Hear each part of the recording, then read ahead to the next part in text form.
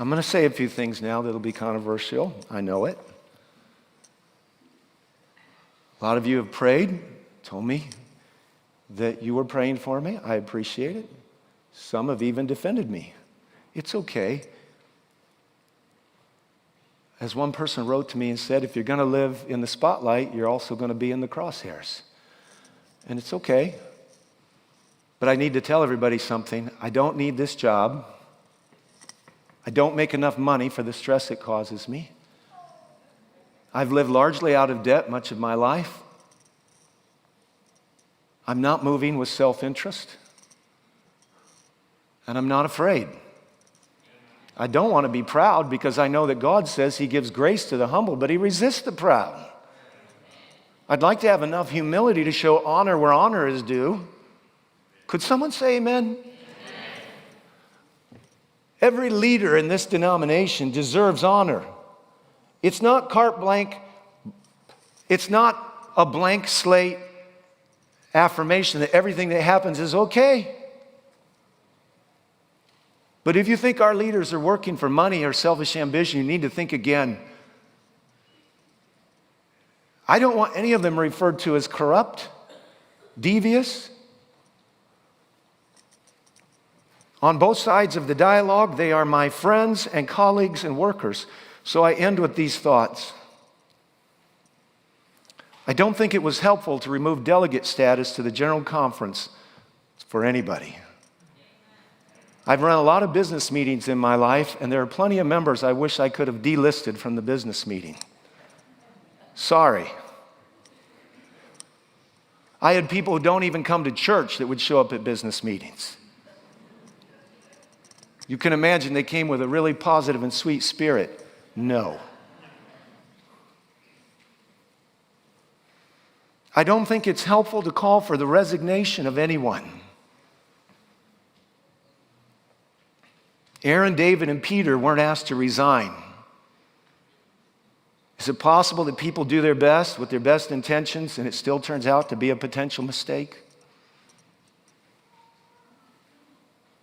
I don't think it is helpful to stifle discussion on the floor of the General Conference session when a lawyer and delegate brings a global concern to a global meeting. There was much church manual minutia that could have been postponed for another 3 years. I believe this. I don't think it's helpful to speak of parachurch organizations and the potential reallocation of the tithe. We have a hard enough time keeping the ones going that we have. And while we stumble towards our crucial conversations and a deeper love for each other, I don't want to fuel the fires of the immature and those that have angst against the organization. The church is not just the organization, but the organization is also a part of the church. It's a coalition of the willing. It's, as one preacher said to me recently, there are all kinds of preachers and all kinds of other churches that would die to have our organization.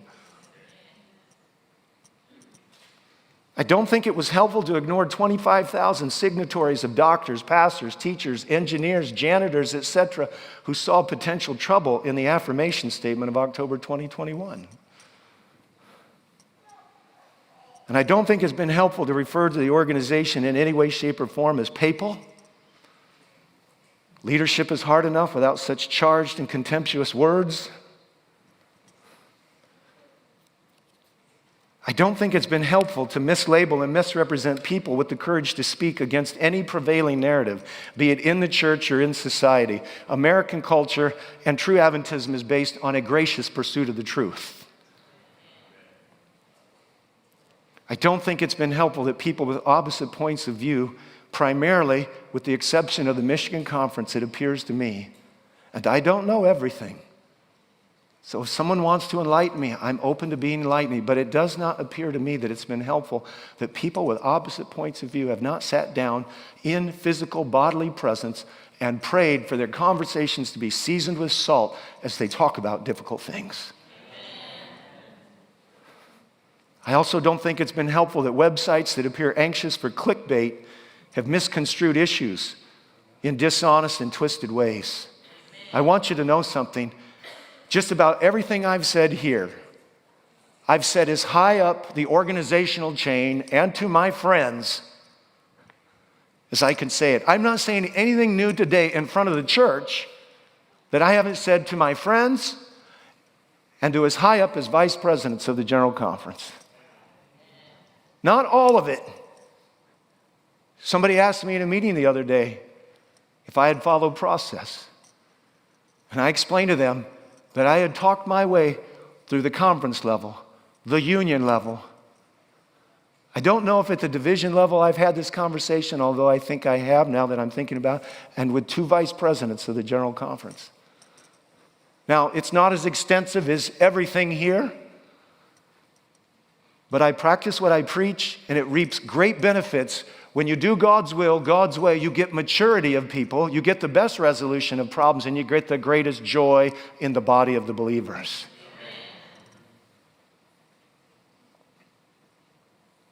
As far as I can help it, nobody's going to drive a wedge between me and Jim Mitchell or me and Conrad Vine. I'll speak the truth as I understand it to each of them as I understand it. I will be loyal to each of them as I believe Jesus would be loyal. And you need to remember, when Uriah Smith eulogized James White, he basically said his first loyalty was to the cause. It was to the truth. And a lot of people couldn't understand him because of that. I don't think it's helpful that even as it appears this week, one of our prominent religious liberty leaders has produced a video that suggests that the organization never encouraged anyone to participate in any vaccination programs. I think it hurts. I think it's distasteful and untimely. For example, we have been at the General Conference accused recently for promoting vaccine. We have not promoted that. What I really think we need is for everyone to pray. We need everyone to believe the best about each other. We need the appropriate people to come together and pray. We need to remember when the servant of the high priest struck Paul in the face and he said, "You whitewashed wall, God will judge you for that." And somebody said, "Don't you respect the high priest?" He said, "I didn't know it was the high priest. You're not supposed to speak ill against a ruler." It doesn't mean subject matter can't be discussed.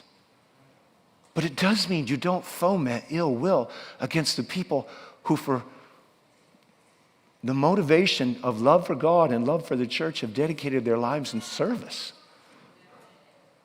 Now, have I completely satisfied all the listeners? I'm confident I have not. Have I completely satisfied my God?